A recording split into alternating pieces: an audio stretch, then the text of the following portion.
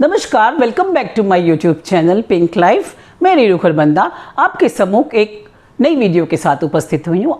आप सब कैसे हैं? आप सब व्यस्त होंगे, स्वस्थ होंगे। कामना मेरी सदा यही रहती है कि आपका जीवन परफेक्ट एंड पिंक पिंक बना रहे।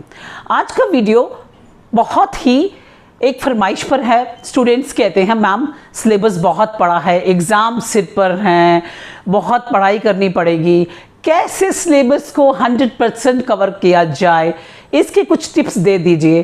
तो मैंने सोचा स्पेशली पहले मैं आपको एक छोटी सी स्टोरी सुनाती हूँ जिसमें आपको पता चलेगा कि आप अपने सिलेबस को कैसे कंप्लीट करें। एक बहुत बूढ़े बाबा किसी गांव में रहते थे, काफ़ी एजेड थे।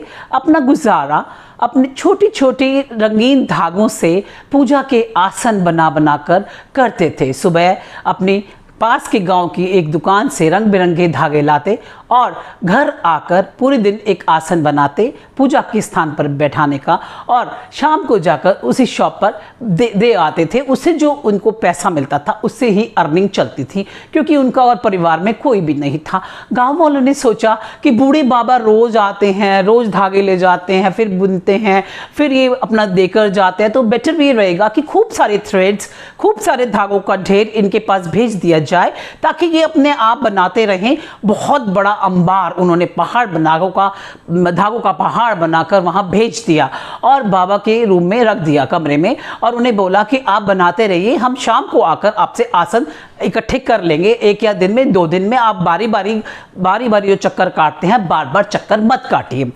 ऐसा सुनकर वह बहुत आश्चर्यचकित रह गए। और दूसरे दिन जब 2 दिन बीत गए, कोई आसन देने नहीं आए शॉप पर, और जब वो व्यक्ति जाता तो बाबा ने दरवाज़ा ही नहीं खोला। तीसरे दिन जब दरवाज़ा खोला तो देखा बाबा तो बहुत बीमार थे। उन्होंने पूछा कि बाबा आपने आसन ही नहीं बनाए 2-3 दिन से। तो बोलते हैं कि बाबा का कहना था कि इतना बड़ा अंबार धागों का देखकर मैं सोचता रह गया कि मैं इसे कैसे कंप्लीट करूंगा, कैसे मैं आसन बनाऊंगा। एक एक दिन में तो मुझे बहुत सहज होता था कि कुछ गिनती के धागे लाता और उसका आसन बनाता पूजा का, और शाम को दे आता था। इतना बड़ा अंबार देखकर वो अद्भुत एक बहुत ही पेशोपश में पड़ गए। बच्चों, यही हाल तुम्हारा बाबा जैसा है। आप अपने सिलेबस को शुरू से कवर नहीं करते। अगर दिन प्रतिदिन आप छोटा छोटा पोर्शन पढ़ते जाएंगे तो आप जब एग्जाम्स के पास आपके दिन आते हैं तो आप पूरा सिलेबस 100% कवर कर जाते हैं।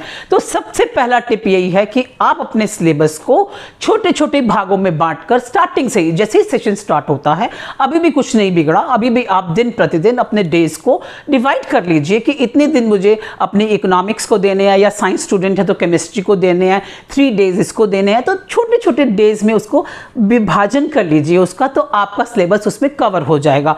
और वैसे मैंने काफ़ी वीडियोस अब बना चुकी हूँ कि अपनी मेमोरी को शार्प करने के लिए क्या करना चाहिए, उसके भी लिंक आप मेरे डिस्क्रिप्शन बॉक्स में दिए हुए हैं। अपनी फोकस स्टडीज़ पे कैसे बनाया जाए उनको भी आप रेफरेंस में लेकर पढ़ कर सकते हैं। जो भी टिप्स हैं उन्हें भी फॉलो कर सकते हैं।